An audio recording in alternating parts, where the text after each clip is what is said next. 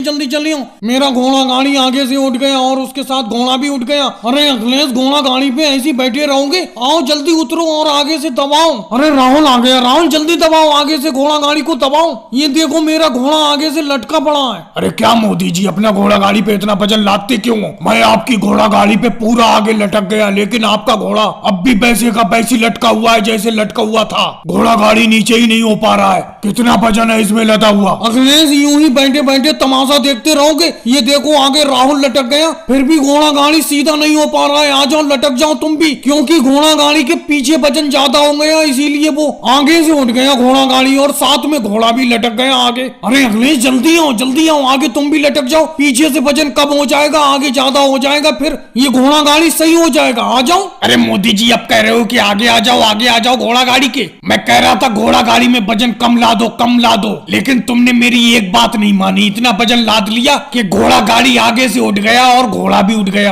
अरे मैं इस घोड़ा गाड़ी से उतर नहीं पा रहा हूँ, किसी दूसरे को बुला लो। वो देखो पीछे योगी इंस्पेक्टर जी आ रहे हैं, उन्हें बुला लो मोदी जी। अरे योगी सर जी, योगी सर जी जल्दी आ जाओ, जल्दी चले आओ, जल्दी चले आओ, जल्दी आके मेरा घोड़ा गाड़ी के आगे लटक जाओ जैसे राहुल लटका हुआ है, क्योंकि पीछे ज्यादा वजन होने की वजह से मेरा घोड़ा गाड़ी आगे से उठ गया। अरे मोदी जी, पहले तो मैं तुम्हारा घोड़ा गाड़ी ठीक कराता हूँ, क्योंकि तुम्हारा घोड़ा आगे से लटका हुआ है। उसके बाद तुम्हारा चालान काटूंगा। अपने घोड़ा गाड़ी पे इतना वजन लादते हो, ओवरलोड का चालान काटूंगा मैं। अरे योगी सर जी, आप वापस चले जाओ, वापस चले जाओ। हमें ऐसे सहायता की जरूरत नहीं है जिससे उल्टा और हम दिक्कत में पड़ जाएं। आप कह रहे हो घोड़ा गाड़ी सीधा कराने के बाद चालान काटोगे मेरा? हम घोड़ा गाड़ी सही करने के लिए किसी दूसरे को बुला लेंगे, आप चले जाओ। मोदी जी, अगर आप किसी दूसरे को भी बुलाओगे, बुलाओ किसी दूसरे को, जब तक वो घोड़ा गाड़ी सही नहीं करा देता तब तक मैं यहीं खड़ा रहूंगा, फिर तुम्हारा ओवरलोड पे चालान काटूंगा। अरे कैसी मुसीबत में डाल दिया तुमने। आ जाओ, सीधा करा दो तुम ही घोड़ा गाड़ी को, लेकिन आज मुझे छोड़ दो। आज के बाद मैं अपना घोड़ा गाड़ी पे जाएंगे। जब तक हमारी मजदूरी नहीं बढ़ाई जाएगी तब तक हम काम पर बिल्कुल नहीं जाएंगे।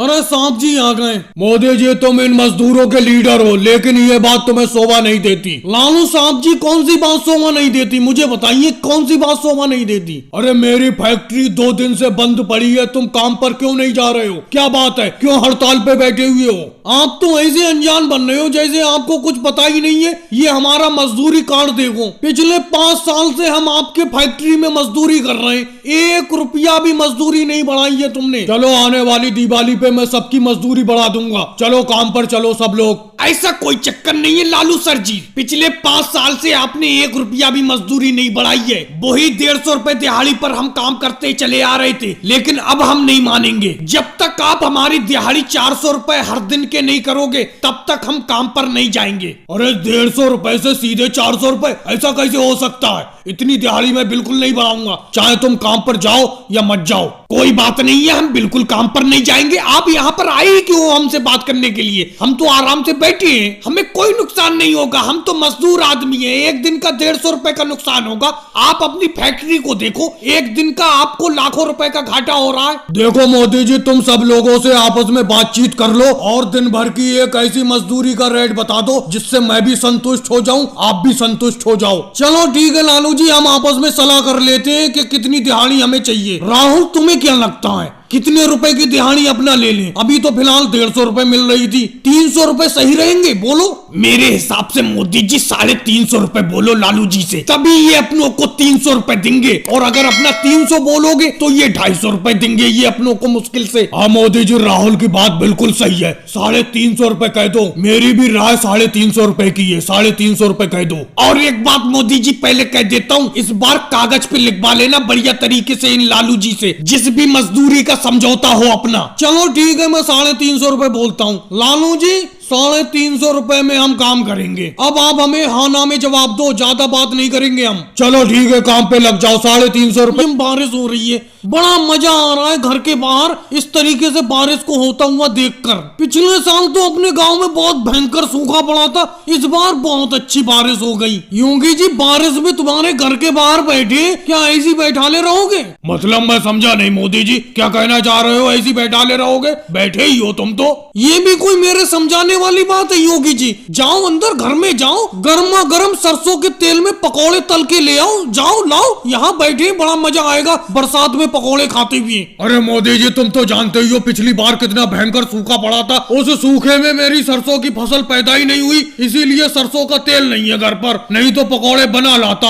आपकी बात नहीं टालता मैं। वैसे योगी जी बिना सरसों के तेल के खाना थोड़ी बनाते होगे अपने घर में। चलो कोई बात नहीं है, हम मान लेते हैं तुम्हारे घर में सरसों का तेल नहीं है। चलो एक प्याली सरसों का तेल मैं लेके आता हूँ, लेकिन पकौड़े बनाने की तैयारी करो। अरे राहुल मेरे दिमाग से बिल्कुल उतर गया, सरसों का तेल तो तुम ले आओगे एक प्याली, लेकिन पकौड़े तलने के लिए चूल्हा जलाना पड़ेगा, और चूल्हा जलाने के लिए मेरे पास लकड़ी भी नहीं है। बिना लकड़ी के पकौड़े कैसे तल जाएंगे? चलो भाई योगी जी कोई बात नहीं है, लकड़ी का इंतजाम हम कर देते हैं। बारिश से पहले जंगल से मैं सूखी सूखी लकड़ी लाया था, वो अभी तक पड़ी हुई है, वो लेके आ रहा हूँ। तुम पकौड़े बनाने की तैयारी करो। अरे अखिलेश मैं तो एक बात भूल ही गया, तुम चलो लकड़ी ले आओगे और राहुल तेल ले आएगा, लेकिन बेसन या आटा भी तो नहीं है जिससे पकौड़े तैयार होंगे। चलो इस बात की टेंशन मत लो योगी जी, अमित शाह जी की दुकान से मैं बेसन खरीद के ले आता हूँ। तुम पकौड़े बनाने की तैयारी करो, अंदर जाओ अपने घर में। चलो भाई कोई बात नहीं है, पकौड़ा बनाने की तैयारी करते जाओ, सारा सामान तुम लोगों ने जो कहा है लेके आओ। राहुल तुम सरसों का तेल लाओ, अखिलेश तुम लकड़ी लाओ, और केजरीवाल जी जाओ बेसन लेके आओ। अरे एक चीज और भूल गया, कल ही घर में नमक और मिर्ची खत्म हुई है, नमक मिर्ची के बगैर पकौड़े कैसे बनेंगे? अरे मैं तो समझ ही रहा था मेरा नंबर आने वाला है। जाओ तुम तैयारी करो